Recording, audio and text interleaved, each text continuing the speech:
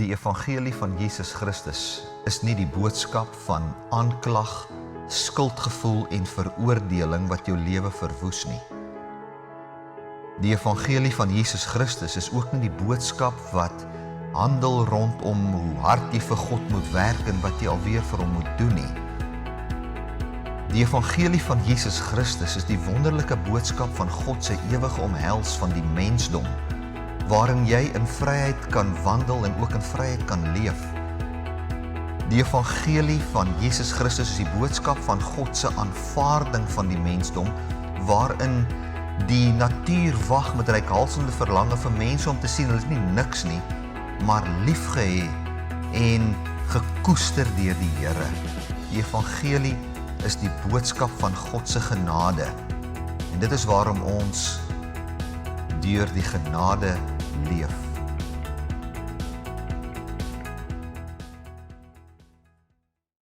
En bewyse op die tafel sit, sodat hulle nie blind faith hoef te hê nie, maar dat hulle harte kan oortuig raak van 'n God wat integriteit het.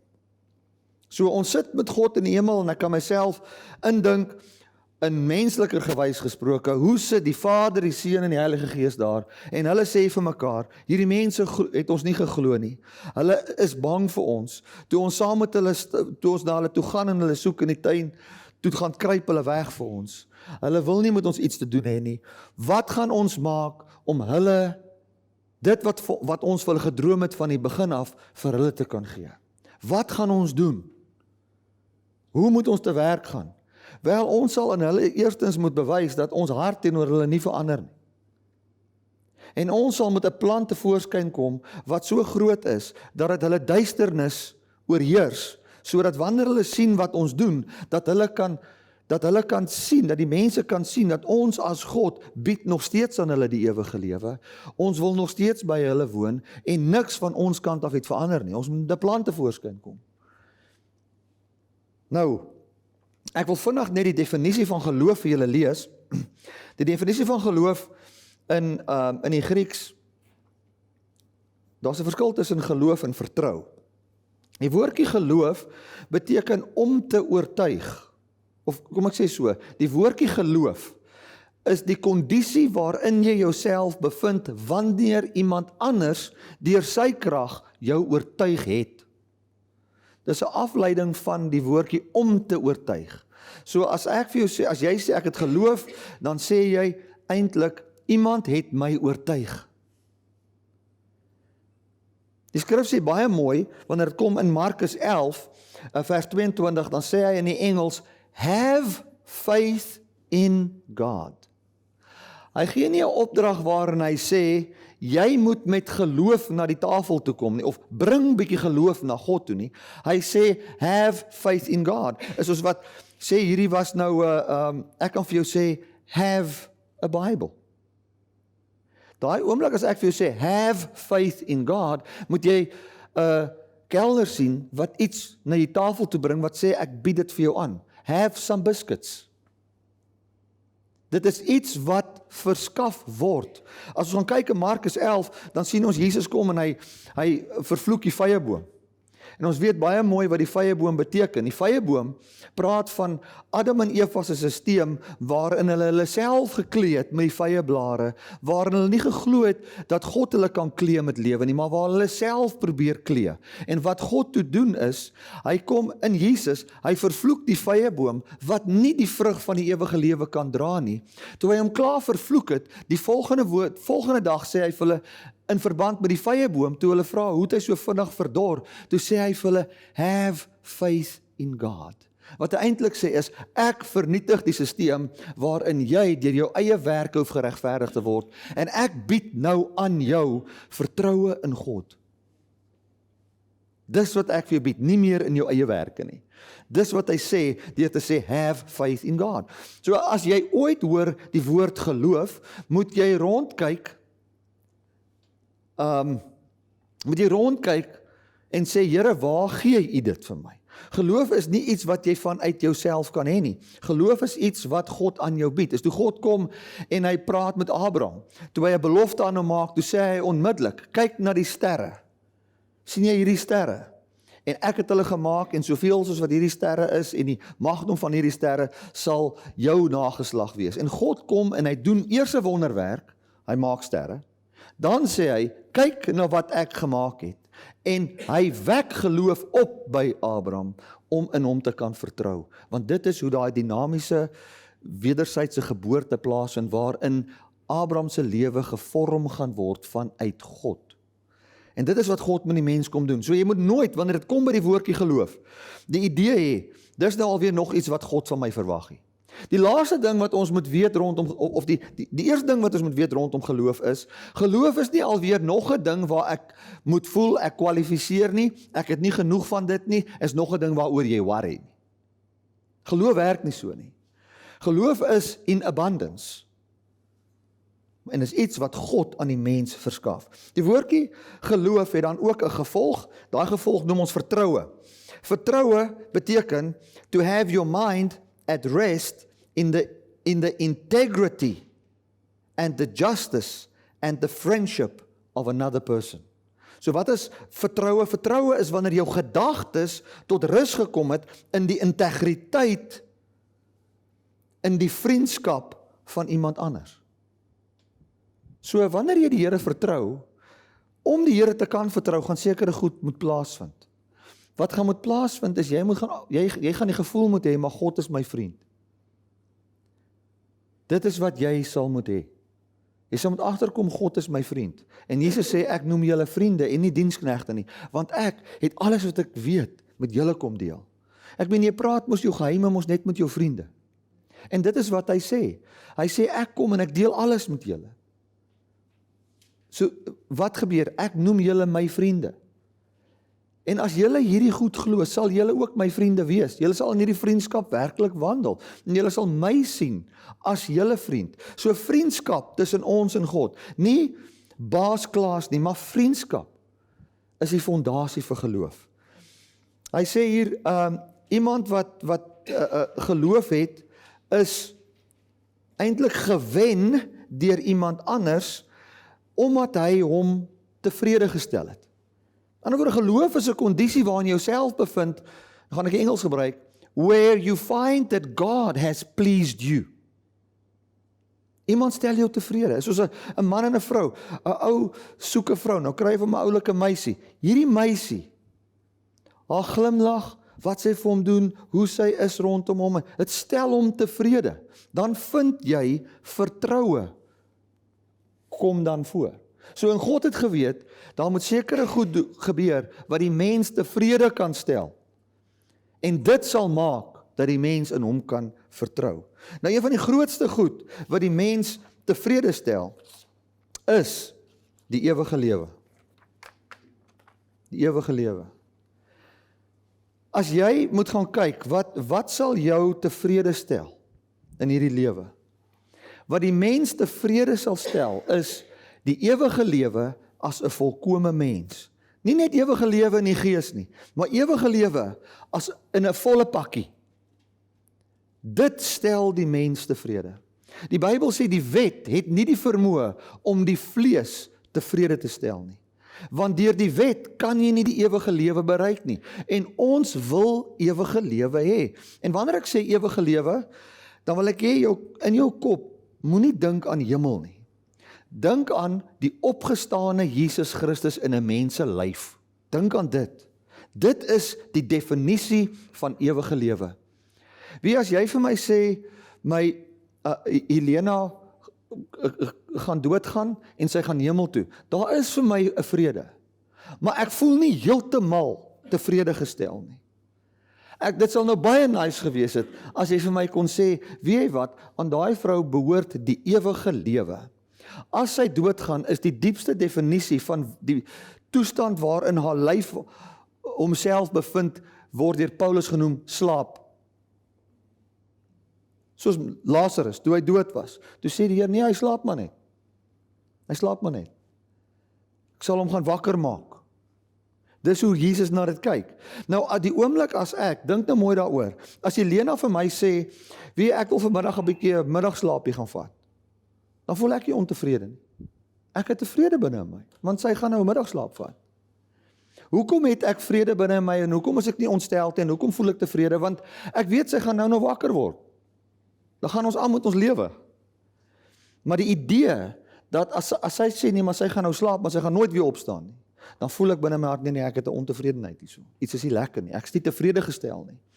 En God het geweet, dat hy het aan die mens die ewige lewe beloof, en al wat hierdie mens tevrede gaan stel, om weer in God te kan glo, is, indien God sou kon bewys, dat hy 'n sondaar kan vat, wat in hom glo, want dis wat God sê glo in my, nou wil hy vir die mense wys, ek wil jou hart oortuig, as jy in my glo, al is jy 'n sondaar, beloof ek aan jou die ewige lewe, en ek gaan jou wys hoe kry ek dit reg, sodat die mens dit kan sien, sodat sy kop tevrede kan wees met wat hy sien, en dan sal sy hart weer kan glo.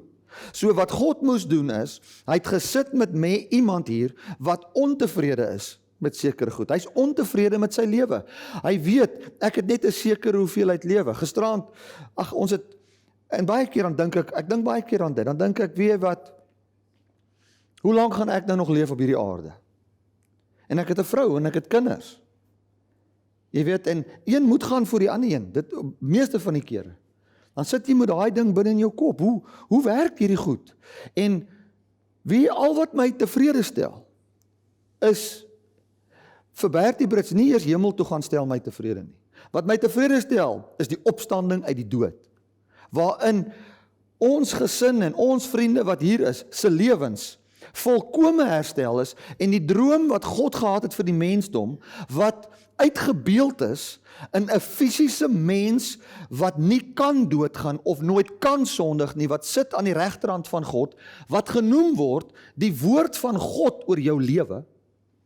Wanneer ek dit sien, dan voel ek vrede. Nou voel ek alright.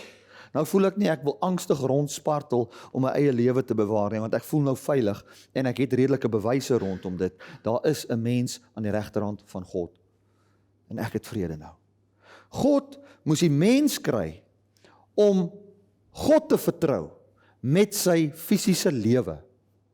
Nou wat gaan jy doen, as jy nou mooi moet dink, hier's 'n sterflike, jy sê vir daai sterflike, vertrou my, met jou lewe. Aan die ander woorde, hê my lief met jou hele hart, jou hele siel, en al jou verstand en al jou krag. Wat dit beteken, in kort is, vertrou my met jou lewe. Dis al wat dit beteken. As jy iemand lief het met jou kar, dan laat jy hom toe om jou kar te ry. As jy iemand lief het met jou lewe, dan laat jy hom toe om jou lewe vir jou te bewaar. Dit is hoe dit werk. Jy voel jou lewe is veilig by hom. Jy gaan nie jou kar gee vir iemand wat jy nie voel jou kar is veilig by hom nie. So sê die Bybel, hê die Here lief met jou hele hart, jou hele siel, al die verstand. Wat dit eintlik beteken is, vertrou jou hele lewe, met ander woorde, die sekerheid dat jy vir ewig sal lewe, vertrou dit toe aan my. Ek sal dit vir jou doen. Nou as God 'n mens wil oortuig van dit, dan sit hy hier met 'n sondaar wat baie gestres is om sy eie lewe te bewaar. Hy wil deur sy eie werke sy lewe bewaar. Hy wil sy lewe bewaar deur hoeveel geld hy het, hoeveel goed hy doen, en hy probeer sy eie lewe verleng, deur die medisy, deur die wat ook al. Hoe gaan ons so 'n persoon oortuig? Wat ons moet doen is, ons moet so 'n persoon vat, wat vol is van sonde, wat gaan doodgaan, en dan moet ons daardie persoon opwek uit die dood, dat hy geen sonde het nie, en nooit in 'n fisiese liggaam kan sterwe nie, en dan sal al die mense kan sien, hoe ek, is persoon wat in sonde sterwe, wat in my glo, sy lewe kan bewaar, en hom kan opwek, sonder sonde en sonder dood. En daar was net een so mens, en dis Jesus Christus. Nou sê hy, maar Bertie, het Jesus in sonde gesterwe? Absoluut. As Jesus nie in sonde gesterwe het nie, het ons geen evangelie nie. Kan ons hom nie vertrou nie. Want ons sal sê, wel, ek weet ek het tekortkominge. Ek weet ek het sondes. En wat as ek nou doodgaan? As heilige Jesus, hy kan opstaan, maar ek is nie heilige Jesus nie. Ek spietie met foute. Baie van ons dink, ek kan verstaan dat Jesus opgestaan, want hy is die heilige seun van God. Nee, die Bybel sê nie dit nie. Die Bybel sê, ja, hy is die seun van God, maar ons sien aan die kruis dat hy het sonde geword. Hier is 'n man met alle sonde. Alle sonde. En hy probeer nie een ding om die vloek van sy lewe te verwyder nie. Hy probeer ook nie enige iets om homself uit daai posisie uit te vat nie. Hy sterwe in sonde, as sonde, en hy het net een ding: ek vertrou die Vader dat hy my sal opwek uit die dood. En dat ek dan sonder sonde sal wees, in 'n fisiese liggaam, sonder dood, vir ewig, waar my bene nie in die graf is nie, waarin ek vir ewig as fisiese, volkome mens lewe, saam met God. Hy glo dit. En wat gebeur? Jesus sterwe. Die wonderlike ding is, daai verteenwoordiging is ook van ons eie sonde, want waar moes hy sonde kry, behalwe ons sin? Hy het ons sin geword. Nou sien ons hoe God ons sonde oorwin, ons sien hoe God ons dood oorwin, en ons sien hoe God ons sit aan die regterhand van God. En dit herstel nou ons geloof in God. Nou kan God na jou toe kom en vir jou sê, Bertie, Elena, Jean, Andries, vertrou my met jou lewe. Ek beloof aan jou die ewige lewe. Wat 'n bewys het ek om u te glo, Here? Weet jy wat, 2000 jaar terug het ek alles wat jou doodmaak op 'n kruis gesit. En daardie man het in die dood ingegaan. En ek het jou sonde daar oorwin, en ek het jou dood ook daar oorwin, en daar's 'n fisiese mens aan die regterhand van Jesus Christus, wat die woord van God is aangaande jou. Die volheid van die Godheid, sê Kolossense, is in Jesus liggaamlik. Hoor mooi, die volheid van die Godheid is in Jesus liggaamlik, en julle het daardie volheid. Dis God se boodskap aan ons. So nou voel ons, hierdie God weet wat hy doen. Hy het die vermoë om dit te kan oorwin. Want die grootste vraag by die mens hart op die ouens van die dag is, wat gaan gebeur as ek doodgaan? Wat dan? Wat gaan ek maak as ek doodgaan? Ons wil die hele tyd weet waarheen gaan as ons doodgaan. Ons grootste vraag is, hoe gaan ons aanhou lewe? Waar gaan ons aanhou lewe? Ons hele vraag is die lewe. En God sê, ek kom jou lewe vir jou herstel. Ek gaan jou nuut maak in jou fisiese liggaam. Ek sal hierdie fisiese aarde verheerlik. En ek, wat God is, sal by jou kom bly. Johannes 14:23 sê, hy sê so mooi, hy sê, as julle my gebod bewaar, dan verduidelik hy ook wat die gebod is, in Johannes 10, hy sê, dit is die gebod wat ek van die Vader het, dat ek kan sterwe en weer kan opstaan. So wat is die nuwe gebod? Dit is God se gebod. God gebied, en hy sê, ek kan jou opwek uit die dood. Dis die nuwe gebod. Die gebod wat Jesus gehad het, was, hy skryf het net so in Johannes, God het aan my gesê, ek het die mag om my lewe neer te lê, en ek het die mag om dit weer op te neem. Hierdie gebod het ek van God. So wat is God se gebod? Is die belofte van die ewige lewe. Dis God se gebod. En hoe gehoorsaam jy daai gebod? Jy glo dit. Dis al. Dan het jy die gebod gehoorsaam. Dan het jy die gebod. Nou sê hy, 'n nuwe gebod gee ek jou, wat die belofte van die opstanding is, want dit sal maak dat jy almal kan lief hê. Want daai nuwe lewe sal nou in jou begin voortkom. Die nuwe gebod is nie, jy moet ander gaan lief hê nie. Die nuwe gebod is, ek skenk aan jou die ewige lewe. Gehoorsaamheid aan daai gebod is om dit te glo. Dis al hoe jy God kan gehoorsaam. En hoe daai geloof kom, is deur te kyk wat hy gedoen het. Want as jy sien wat hy gedoen het, begin dit vir jou sin maak, en jy begin die toekoms sien, en jy begin sien hoe daar vir jou ewige lewe is. Halleluja. So ek wil vir jou sê, dat God het nie gekom om vanuit, verskoon nou maar die woorde, vanuit 'n patetiese lae selfbeeld, in die hoop om te kyk, wie kan hy kry om tog hom te vertrou, want niemand vertrou hom.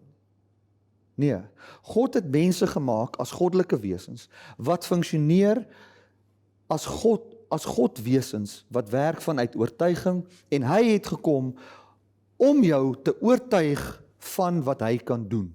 Die Bybel sê baie duidelik in Johannes 6, As jy lees van vers 21 aan, dan sê hy daar, hulle kom by Jesus, dan vra hulle vir hom, wat is die werk van God, dat ons dit kan volbring? Hy sê, dit is die werk van God. Met ander woorde, as jy hulle vra, wat is God se werk? Wat werk God? Waartoe werk die Here? Hy sê, dit is die werk van God, sê Jesus, dat julle in hom glo, wie hy gestuur het. So met ander woorde, wie se werk is dit om jou te kry om te glo? Luister mooi wat sê daai skrif. Jesus sê, dit is die werk van God, dat julle in hom glo, wie hy gestuur het. En dan sê, ek werk hiernatoe, sê Jesus. Waartoe werk hy? Dat ons kan glo, dat God 'n mens wat in sonde sterwe, kan opwek uit die dood en die ewige lewe aan hom skenk, almits daai persoon in vertroue is teenoor hom. Sal God hom so opwek, sodat sondaars die vrymoedigheid kan hê om te kan sê, God kan 'n sondaar regverdig met die ewige lewe. En ek gaan afsluit met dit, ek wil lees in Romeine 5.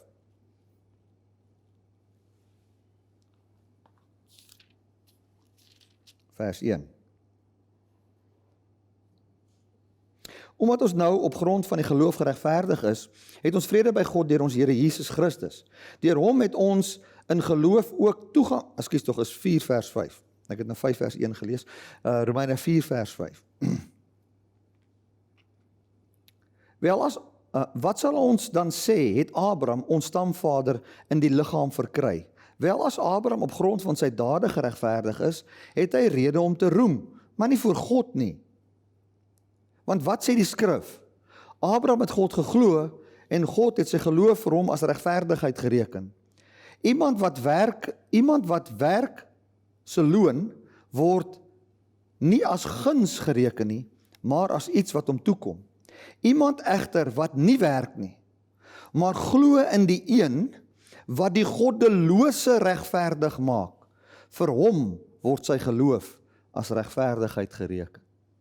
Ons lees weer daarso vers 5. Iemand wat egter nie werk nie, maar glo in hom, die engel sê, but he who doesn't work, but believes on him who justifies the ungodly, or blesses with eternal life the ungodly, his faith is counted for righteousness. So wat moet ons glo? Ons moet, ware geloof wat redding bring, is 'n geloof wat sê, God kan 'n sondaar regverdig met die ewige lewe. En Jesus het sonde geword, en ons sien hoe hy die Vader vertrou het tot sy laaste asem, en hoe die Vader hom regverdig het met die ewige lewe, al het hy in alle sonde gesterwe. En dit gee ons vrymoedigheid voor God. En die oomblik wanneer ons dit glo, weet jy wat gebeur? Die Gees wat Christus uit die dood uit opgewek het, kom woon in ons en bring 'n heilige lewe voor. Vry van ons werke. En dis hoe ons heilige lewe lei in hierdie wêreld, en in vrede lewe in hierdie wêreld. Amen. Vader, ek wil U baie dankie sê vir U woord. Dankie Here dat U ons harte kom wen het met U liefde. Dankie Here dat ons kan sê, ons meet nie eens ons verhouding met U teenoor skuldgevoel, of is ons skuldig of is ons nie skuldig nie. Ons sien dat U beloof aan die mens, dat U versterflik is, die ewige lewe kan gee, dat U nie kyk na ons dade nie, dat U sê, glo in my, die een wat die sondige kan regverdig, en jy sal geregverdig wees met my lewe. Dankie Here, dat alles van U afkom, alle lewe kom van U af. Ons kan U vertrou, ons kan rus in U goedheid, ons kan rus in U guns, ons kan rus in U kwaliteit van lewe. En dankie Here dat ons die hoop het op die ewige lewe, en dat ons, soos die skrif sê, sanctify God in your hearts. Dankie Here dat God in ons harte nou skoon is. Ons het nie meer verkeerde gedagtes van God nie, want ons sien hoe U nie kyk na ons dade nie. Hoe U nie kyk na wat ons verkeerd of reg doen nie, maar hoe U kyk na ons as waardevolle mense wie U wil red, en hoe U te werk gegaan het in Christus om dit wel moontlik te kan maak. Dankie daarvoor Here, in Jesus magtige naam. Amen en amen.